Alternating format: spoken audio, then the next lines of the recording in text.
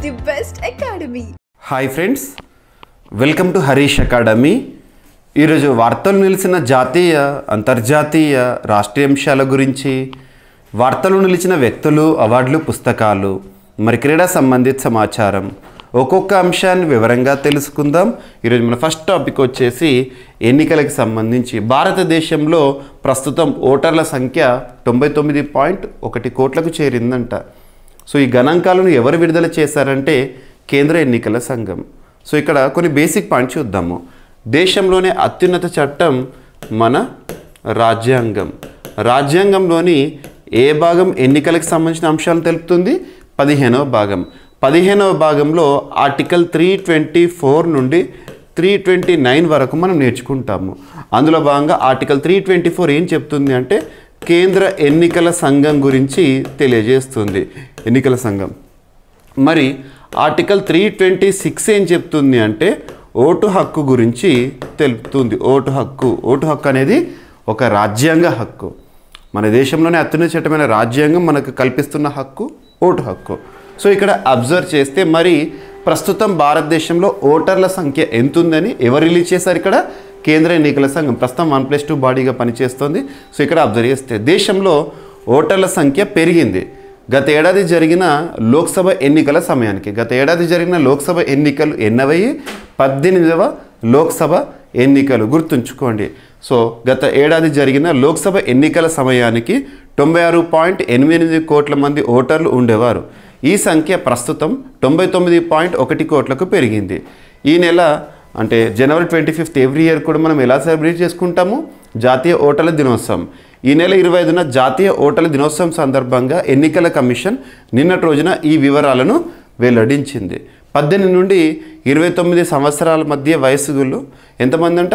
21.7 కోట్ల మంది ఉన్నారంట. స్త్రీ పురుష నిష్పత్తి 2024లో 948 ఉండేది. ప్రస్తుతం ఇది 954కు పెరిగింది. ఈ నిష్పత్తి 2019లో 928 కాగా 2024 నాటికి 948కి పెరిగిందంట. గుర్తుంచుకోండి. లోక్సభ ఎన్నికల సమయానికి 48.044 48 అంటే మనకి సింపుల్గా చెప్పాలంటే 48,000 మంది. 48,044 మంది థర్డ్ జెండర్ వ్యక్తులు ఉండగా ఇప్పుడు మనం అబ్జర్వ్ చేస్తే మొత్తం ఓటర్లో 47.15 కోట్ల మంది మహిళలు, 49.72 కోట్ల మంది పురుషులు ఉండేవారంట. గుర్తుంచుకోండి. సో ఇక్కడ మనకి ఈ నెంబర్ ఇంపార్టెంట్. ప్రతి ఒక్క పాయింట్ కూడా అడగకపోవచ్చు. అభ్యర్థులకు మాత్రం గుర్తుపెట్టుకోండి. 2024 సంవత్సరంలో 18వ లోక్సభ ఎన్నికలు జరిగినాయి కదా. ఆ ఎన్నికలు ముగిసిన తర్వాత కేంద్ర ఎన్నికల సంఘం ఒక సమగ్ర నివేదికను విడుదల చేసింది. కంప్లీట్ డీటెయిల్స్, ఆ గణాంకాలు, నియోజకవర్గాలకు సంబంధించి కూడా అత్యధికం ఏంటి, అత్యల్పం ఏంటి, ఇటువంటి అన్నీ కూడా రిలీజ్ చేసింది. మీకు నేను CA 360లో చెప్పాను ఆ క్లాస్ కూడా. CA 360 2025 చూడండి. 2025లో కరెంట్ పాలిటీ పాయింట్ ఆఫ్ వ్యూలో మీకు అందించడం జరిగింది. సో రీసెంట్గా కూడా వార్తల్లోకి వచ్చింది కాబట్టి మళ్ళీ చెప్పాను, అది గుర్తుపెట్టుకోండి. సో అభ్యర్థులు ఇది ఒకటి చూడండి. అండ్ అభ్యర్థులందరికీ ఒక చిన్న అనౌన్స్మెంట్ ఏంటంటే మన GVK study circle app, GVK study circle app ఇప్పటివరకు ఇన్స్టాల్ చేసుకొని వారు ఎవరైనా ఉంటే ఈరోజు ఇన్స్టాల్ చేసుకోండి. మన యాప్లో అందిస్తున్న అన్ని కోర్సులపైన కూడా భారీ ఆఫర్ని ప్రకటించడం జరుగుతుంది రేపటి నుండి. సో జనవరి 24 నుండి ఆఫర్స్ అన్నీ కూడా స్టార్ట్ అవుతున్నాయి. సో అభ్యర్థులు యాప్ ఇన్స్టాల్ చేసుకొని అందులో భాగంగా మీకు CA 360 కోర్స్ కానివ్వండి, రిమైనింగ్ మిషన్ 100 కానివ్వండి, అన్ని కోర్సులపైన కూడా భారీ ఆఫర్స్ ఇచ్చాను. అందులోనూ ముఖ్యంగా AP అభ్యర్థులు ఎవరైతే ఉన్నారో science and technology, economy, politics సంబంధించిన కాంటెంపరీ ఇష్యూస్ కానివ్వండి, టెస్ట్ సిరీస్ కానివ్వండి, వీటిపైన ప్రత్యేకంగా కోర్సులు అనేవి ఉన్నాయి. సో ప్రతి ఒక్కటి కూడా మీకు బిగ్గెస్ట్ ఆఫర్ని ఈ గణతంత్ర దినోత్సవ సందర్భంగా అనౌన్స్ చేయడం జరుగుతుంది. సో ప్రతి ఒక్కరు యాప్ని ఇన్స్టాల్ చేసుకొని ఇవి వినియోగించుకోండి.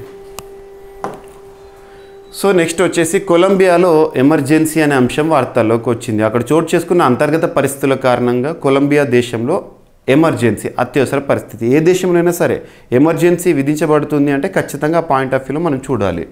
సో కొలంబియా ఈశాన్య ప్రాంతంలో తిరుగుబాటుదారు సంస్థ ELN గెరిల్లా దాడుల్లో 80 మంది ప్రజలు మరణించగా 18,300 మంది ఇల్లు వాకిళ్ళు వదిలి పారయ్యారు. దీంతో ఆ ప్రాంతంలో ఎమర్జెన్సీ విధించినట్లు కొలంబియా అధ్యక్షుడు గుస్తావో పెట్రో, కొలంబియా ప్రస్తుత అధ్యక్షుడు ఎవరంటారు? గుస్తావో పెట్రో ప్రకటించారు. గుర్తుంచుకోండి. So GDP growth rates estimates. So current అఫైర్స్ని సైంటిఫిక్ అప్రోచ్తో చదవాలి.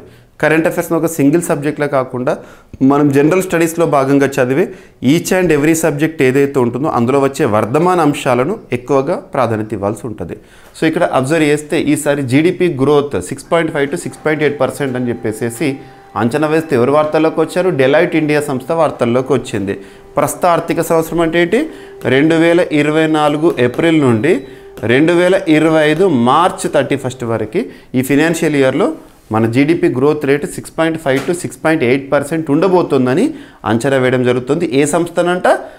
Deloitte India. గుర్తుంచుకోండి. ఎకానమీని మరింత బలోపేతం చేయడానికి కేంద్రం తన బలాలన్నింటినీ వాడాలని ఎకనామిక్ అవుట్లుక్ రిపోర్ట్లో డెలాయిట్ ఇండియా పేర్కొనడం జరిగింది. గుర్తుపెట్టుకోండి. సో ఇటీవల కాలంలో ఇటువంటి వృద్ధి రేటు అంచనాల గురించి భారతదేశ ప్రభుత్వం మొదటిసారి అంచనాలు విడుదల చేసింది. అండ్ ఆర్బీఐ, వరల్డ్ బ్యాంక్ కానివ్వండి, నీతి ఆయోగ్ కానివ్వండి, ఎస్బీఐ కానివ్వండి, వీరు విడుదల చేసిన గణాంకాలు ఏవైతే ఉంటాయో ప్రతి ఒక్కటి ఇంపార్టెంటే.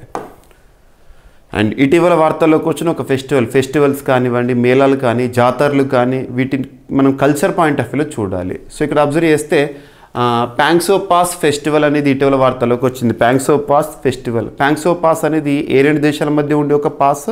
మనం అబ్జర్వ్ చేస్తే భారత్, మయన్మార్ మధ్య ఉండే ఒక పాస్. సో ఆ ఏరియాలో అనుకోండి అరుణాచల్ ప్రదేశ్ రాష్ట్రంలో జరిగే వారి సాంస్కృతిక వేడుక ప్యాంగ్సో పాస్ ఫెస్టివల్ అనేది ఇటీవల వార్తలోకి వచ్చింది. వాళ్ళ కల్చర్, వాళ్ళ సంస్కృతిని ప్రతిబింబించే ఒక అద్భుత వేడుకగా దీన్ని జరుపుకుంటారు అరుణాచల్ ప్రదేశ్ రాష్ట్ర ప్రజలు. నెక్స్ట్, సో ఇక్కడ మనకు జాగ్రఫీకి సంబంధించిన ఒక అప్డేట్గా చూడవచ్చు. ఎన్వైర్న్మెంట్ పాయింట్ ఆఫ్ వ్యూలో కూడా చూడవచ్చు. ఒక గ్లాషియర్ షింక్ అవుతుంది. 2040 వరకు అది కనుమరుగవుతుందని చెప్పేసి సైంటిస్టులు అంచనా వేస్తున్నారు. దాని పేరు ఏంటంటే యాలాక్ గ్యాషియర్. ఇటీవల మంచు ఫలకం అన్నట్టు. ఇటీవల ష్రింకింగ్ సంబంధిత అంశంతో వార్తలోకి వచ్చింది. ఏ దేశంలో ఉంది అంటే నేపాల్. 2040 వరకు అది కనబడదు. ఇక ఎక్కడుందంట? నేపాల్కి సంబంధించి లాంగ్టాంగ్ నేషనల్ పార్క్ అనే ఒక ప్రాంతంలో అది ఉందంట. And UNESCO, United Nations Educational Scientific Cultural Organization, at the same time ministry of environment, ministry of electronics and information technology. United Nations Educational Scientific Cultural Organization UNESCO ప్రధాన కేంద్రం ఇక్కడ ప్యారిస్ కేంద్రంగా పనిచేస్తుంది. యునెస్కో మరియు మన భారతదేశానికి సంబంధించి ministry of electronics and information technology మధ్య కుదిరిన ఒక ఒప్పందం. దేనికి సంబంధించి అంటే ఆర్టిఫిషియల్ ఇంటెలిజెన్స్ ప్రస్తుతం ప్రపంచం నడిపిస్తుంది కదా, ఏఐ రెడీనెస్ అసెస్మెంట్ విషయంలో ఒప్పందం అనేది వార్తల్లోకి వచ్చింది. మన భారతదేశానికి సంబంధించి ఏఐ, ఇండియా ఏఐ గుర్తుంచుకోండి. ఓకేనా? So UNESCO and ministry of electronics and information technology మధ్య కుదిరిన ఒప్పందం యొక్క ఉద్దేశం ఏంటి? ఇటీవల దీనికి సంబంధించిన ఒక కన్సల్టేషన్ మీటింగ్ కూడా జరిగింది బెంగళూరు వేదికగా. అండ్ జనరేటివ్ ఏఐ కొంత సిద్ధమై, సో ప్రస్తుతం talk of the world generative AI వచ్చే దశాబ్ద కాలంలో ఇది అన్ని రంగాల్లో విప్లవాత్మక మార్పులు తీసుకురానుందంట. Ernst and Young India survey నివేదిక ప్రకారం మన దేశంలోని చాలా వరకు కంపెనీలకు జనరేటివ్ ఏఐ వ్యూహం అనేది ఉంది. జనరేటివ్ ఏఐ వల్ల ముఖ్యంగా సేవా రంగంలో ఉత్పాదకత అత్యధికంగా పెరగనుంది. ఈ సర్వేలో 52% మంది జనరేటివ్ ఏఐ అమలుకు వ్యూహాలతో ఉన్నామని చెప్తే 48% వ్యూహం ఏదీ లేదని వెల్లడించారు. గుర్తుంచుకోండి. సో ఇటువంటి గణాంకాలు మనకు examination point of view important. ముఖ్యంగా డిస్క్రిప్టివ్ ఆన్సర్ రాసేటప్పుడు కూడా ఇటువంటి కాంటెంపరీ స్టాట్స్ని మనం యాడ్ చేస్తే ఎక్కువగా స్కోరింగ్ చేసే అవకాశాలు ఉంటాయి. సో మన ఐటీ కంపెనీలు తగ్గేదే లేదని చెప్పేసి ఇటీవల బ్రాండ్ ఫైనాన్స్ అనే ఒక సంస్థ ర్యాంకులను విడుదల చేసింది. అందులో మన ఐటీ కంపెనీలు ఏ స్థానంలో ఉన్నాయో చూడండి. ప్రపంచంలో అత్యంత విలువైన 10 ఐటీ సేవల బ్రాండ్లు. సో ఫస్ట్ వచ్చేసి యాక్సెంచర్ అమెరికాకు సంబంధించి, సెకండ్ వచ్చేసి టీటీఎస్ టాటా భారత్కు సంబంధించి, నెక్స్ట్ వచ్చేసేసి ఇన్ఫోసిస్ భారత్, నెక్స్ట్ ఫోర్త్ది IBM consulting America, next NTT Data Japan. So top 5 ఇక్కడ చెప్పాను చూడండి. ఐటీ సేవల విభాగంలో అత్యంత విలువైన 25 బ్రాండ్ల జాబితాలో దేశీయ ఐటీ దిగ్గజాలు TCS, Infosys, HCL Technologies, Wipro, Tech Mahindra, LTI ఇవన్నీ కూడా ఉన్నాయంట. బ్రాండ్ ఫైనాన్స్ ఈ జాబితాను రిలీజ్ చేయడం జరిగింది. వాటి బ్రాండ్ విలువ $1 బిలియన్ కూడా ఇక్కడ మెన్షన్ చేశాను. ఓకేనా? అండ్ పేరు మార్పు సంబంధిత అంశం అనేది వార్తల్లోకి వచ్చింది. సో రాజమహేంద్రవరంలోని సిటీఆర్ఐ ఇక మీదట కొత్త పేరుతో అమల్లోకి వచ్చింది. పొగాకుపై అనేక పరిశోధనలు చేస్తున్న రాజమహేంద్రవరంలోని కేంద్ర పొగాకు పరిశోధన సంస్థ జనవరి 21 నుంచి ఐకార్ జాతీయ వాణిజ్య వ్యవసాయ పరిశోధన సంస్థగా మారిందంట. గుర్తుంచుకోండి. సో పేరు మార్పు సంబంధిత అంశాలు ఏవైతే ఉంటే ప్రాంతాల గురించి కానీ, సంస్థల గురించి కానివ్వండి, లేదా రైల్వే స్టేషన్ల గురించి కానివ్వండి, ఇవన్నీ కూడా ఇటీవల కాలంలో వార్తలు ఇచ్చినాయి, ప్రత్యేకంగా చూడండి. అండ్ పసుపుకి జిఐ ట్యాగ్ అనే అంశం. So GI tag geographical indication tag, geographical location. So ఏదైనా ఒక ప్రాంతం ఆధారంగా ఒక వస్తువును లేదా ఒక వస్తువు ఆధారంగా ఒక ప్రాంతానికి ప్రత్యేక గుర్తును ఆపాదించడం. మరి వస్తువు ఏదై ఉండొచ్చు, పండించే పంటే కావచ్చు, వండే వంటే కావచ్చు, నేసే వస్త్రమే కావచ్చు, whatever it may be, ప్రత్యేకతలతో కూడిన అంశం. సో భారతదేశంలో జిఐ ట్యాగ్ని ప్రోడక్ట్స్కి ఎవరు కేటాయిస్తారు? జాగ్రఫికల్ ఇండికేషన్స్ రిజిస్ట్రీ అనే ఒక సంస్థ పనిచేస్తూ ఉంటుంది. జాగ్రఫికల్ ఇండికేషన్స్ రిజిస్ట్రీ, అది మినిస్ట్రీ ఆఫ్ కామర్స్ పరిధిలో పనిచేస్తుంది. ఈ సంస్థ ప్రధాన కేంద్రం చెన్నై కేంద్రంగా పనిచేస్తున్న జాగ్రఫికల్ ఇండికేషన్స్ రిజిస్ట్రీ వారు జాగ్రఫికల్ ఇండికేషన్ ట్యాగ్ని ప్రత్యేకతల ఆధారంగా వస్తువులకు కేటాయిస్తూ ఉంటారు. సో ఇక్కడ అబ్జర్వ్ చేస్తే మరి భారతదేశంలో ఏ చట్టం ఆధారంగా అంటే geographical indication of goods registration and protection act 1999 ఆధారంగా భౌగోళిక గుర్తింపును వస్తువులకు కేటాయిస్తుంది జాగ్రఫికల్ ఇండికేషన్స్ రిజిస్ట్రీ. మరి తెలంగాణకు సంబంధించి ఆర్మూర్ పసుపుకు జిఐ ట్యాగ్ ఇవ్వాలని చెప్పేసి డిమాండ్ ఉంది. అతి త్వరలో దానికి జిఐ ట్యాగ్ కూడా వచ్చే అవకాశం ఉంది. శాస్త్రవేత్తలు పరిశీలిస్తున్నారు. రీసెంట్గా తెలంగాణలో నిజామాబాద్లో పసుపు బోర్డు కూడా, జాతీయ పసుపు బోర్డు కూడా ఏర్పాటైంది. సో ఈ పాయింట్స్ లింక్ చేసుకుంటూ చూడండి. నెక్స్ట్, తెలంగాణలో భారీ పెట్టుబడికి ముందుకు వచ్చిన కంట్రోల్ ఎస్ అనే ఒక సంస్థ. దావోస్ ప్రస్తుతం పర్యటనలో ఉన్నారు తెలంగాణ రాష్ట్ర ముఖ్యమంత్రి అండ్ ఐటీ ఇండస్ట్రీ శాఖ మంత్రి శ్రీధర్ బాబు గారు. తెలంగాణలో భారీ పెట్టుబడికి మరో కంపెనీ ఎంఓయు ఒప్పందం కుదుర్చుకుంది. హైదరాబాద్లో 10,000 కోట్ల రూపాయల పెట్టుబడితో 400 మెగావాట్ల ఏఐ డేటా సెంటర్ క్లస్టర్ ఏర్పాటుకు కంట్రోల్ ఎస్ కంపెనీ అంగీకారం తెలిపింది. దీంతో 3,600 మందికి ఉపాధి అవకాశాలు దక్కనున్నాయని తెలంగాణ రాష్ట్ర ఐటీ ఇండస్ట్రీ శాఖ మంత్రి విధులు నిర్వర్తిస్తున్న దుద్దిల శ్రీధర్ బాబు గారు చెప్పడం జరిగింది. సో ఈరోజు అంశాలను ర్యాపిడ్గా చూస్తే దేశంలో ఓటర్ల సంఖ్య 99.1 కోట్లకు చేరింది.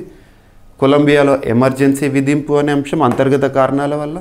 భారతదేశ జీడిపి గ్రోత్ రేట్ ఎస్టిమేట్స్ ఈసారి Deloitte India and Pangsau Pass festival Arunachal ప్రదేశ్లో. అండ్ నేపాల్కి సంబంధించి యాలక్ గ్యాషర్ అనేది ష్రింకింగ్ సంబంధించిన అంశంతో వార్తల్లోకి వస్తుంది. UNESCO and electronics information technology మంత్రిత్వ శాఖ మధ్య కుదిరిన ఏఐ రెడీనెస్ ఒప్పందము అండ్ జనరేటివ్ ఏఐకి సంబంధించి నివేదిక అండ్ మన ఐటీ కంపెనీల బ్రాండ్ వాల్యూ ఎలా ఉంది అని చెప్పేసి ర్యాంకింగ్స్ అండ్ పేరు మార్పు సంబంధిత అంశము. నెక్స్ట్ ఆర్మూర్ పసుపు జిఐ ట్యాగ్ సంబంధిత అంశంతో. నెక్స్ట్ తెలంగాణలో భారీ పెట్టుబడికి ముందుకు వచ్చిన కంట్రోల్ ఎస్ అనే ఒక సంస్థ. సో ఇవి ఫ్రెండ్స్ ఈరోజు వార్తలు నిలిచిన అంశాలు. మిస్లేనియస్ అంశాలను మిగిలిపోతే రేపటి క్లాస్లో జోడించి మరొకసారి నేర్చుకుందాం. రేపు కలుద్దాం. Thank you.